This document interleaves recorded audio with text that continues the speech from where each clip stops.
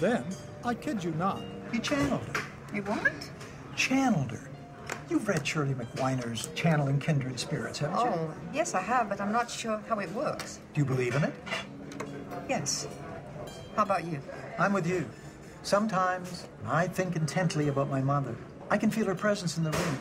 I can actually hear her voice, Marlene. Maybe Shirley MacWiner's really onto something. Maybe. But did it ever occur to you that there are spirits up there who might want to put a stop to channeling? Why would they do that? Well, if you died hating your husband, you wouldn't want him channeling now, would you? Oh, Terry, you have a macabre sense of humor. Let's change the subject. Okay, but there's something I want to talk to you about, Marlene. Not this movie thing again. It's important to me, Marlene. Why is it so important to you, then? I don't know, Marlene. Maybe I just like a challenge every few years. Can you understand that? Yes. After all the wild and crazy adventures we've had over the years, I think I know you pretty well by now. Those were wonderful memories, Marlene. Yes, they were wonderful memories, but you know, it's not the same anymore. Things have changed. We're not working. Because we're retired doesn't mean we should turn into couch potatoes. Couch potatoes? Us. I don't think so. So, will you go halfers on the movie? Halfers? You mean you're going to do a full-length feature movie with no investors? Come on, we haven't done anything wild and crazy since we put the TV travel show away. Whoa, we need the grace of God to bring this off. Then start praying. Okay, let's go. Okay, come on. Marlene, I don't think Channeling Kindred Spirits is the right title. You don't know when to stop, do you, Terry? Well, what do you think of Elvis, Mozart, and me? Is the me? No, actually, it's, me. That's what I thought, exactly. Terry, I'm tired. I want to go to sleep. Marlene, you haven't said your prayer that this movie will be a big success. What movie? You're going to regret this for the rest of your life. Regret what? That you didn't share my dream with me. Look, I have dreams, too. I'll think about it, okay? Marlene, could I just run through the plot once again? Good night, Terry. Good night, Marlene.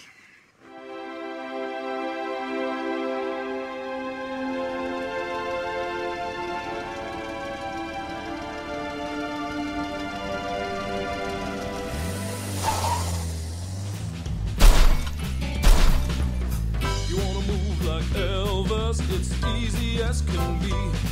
Just seize your legs, judge your jaw, give them the old lip curls. You wobble your legs, flail your arms, stand up tall and give it your all. You gotta wiggle your legs, arch the butt, swivel the hips, thrust your L, then you know what you're moving.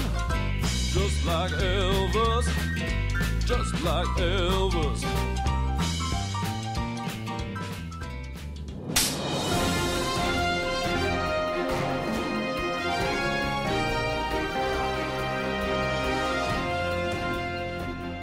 Good evening. This is Brad Allen at Global World News headquarters in New York. Usually we end our broadcast with novelty items like bookstore vandalism, but this story has worldwide implications. Today at precisely 9 a.m. Eastern Standard Time, bookstores all over the world experienced simultaneous defacements of Shirley MacWiner's new bestseller, Channeling Kindred Spirits.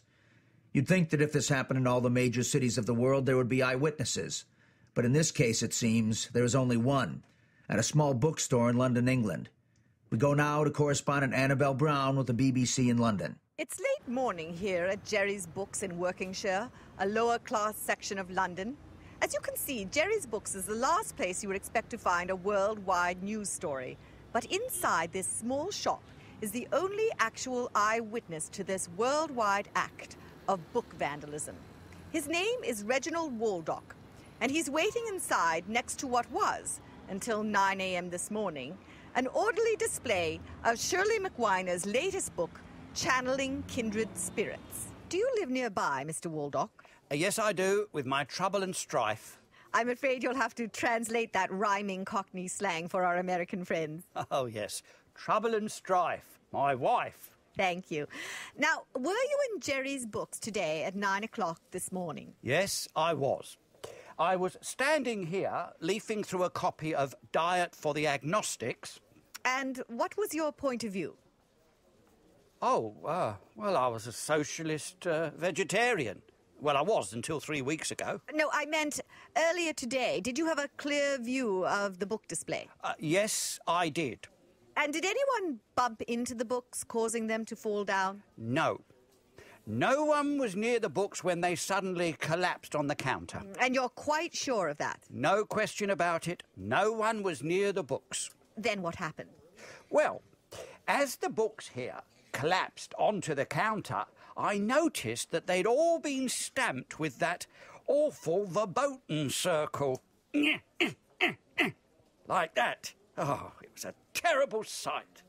Did you see anyone stamp the books? No. The books were stamped by an invisible hand. An invisible hand? I see. And who do you think did this, Mr. Waldock?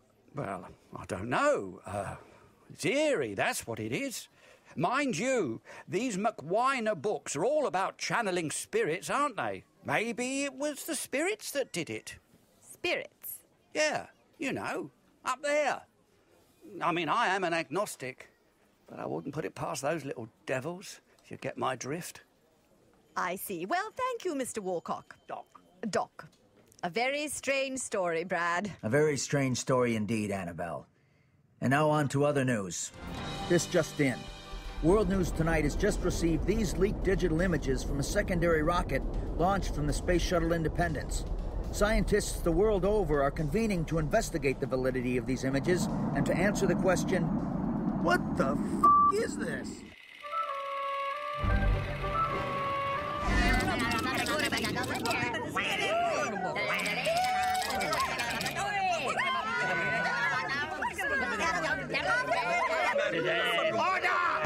We will have order here. The secretary will now read the minutes from the last meeting of this committee on Saturn. I order this meeting be conducted in English. But, Mr. Chairman, the Saturn meeting was conducted in space language. I see. Then, will anyone move that we dispense with the reading of the Saturn minutes? I second motion. The motion is carried. We will now discuss the motion that we send 2 spirits to Earth to sabotage the movie Elvis, Mozart, and Me. Why are we bothering to send 2 spirits to Earth? I know ex-KGB agent who can do away with producer of film. No muss, no fuss. Order! We will have order here. The motion is to sabotage the movie, not kill the producers. Can't help but agree, Mr. Chairman. We are, after all, not a bunch of hooligans up here. Should have never let women vote. The delegates will not make personal remarks about each other. Thank you, Mr. Chairman. I think we should all try to get along up here and concentrate on stopping this channeling. I agree with him. I say we move the action to vote now. I have to vote yes. I can't stand the prospect of my ex in Brooklyn contacting me up here again. Had enough problems with him on Earth. I still say we'll use KGB agent. I have 5 ex-wives, and they are all very, very, very vindictive towards me. I vote yes. Chinese men very angry with channeling. The ex-wife chatterbox. Yuckity, yuckity, yuckity, yuckity. Channeling all day long, drive us crazy. Vote yes.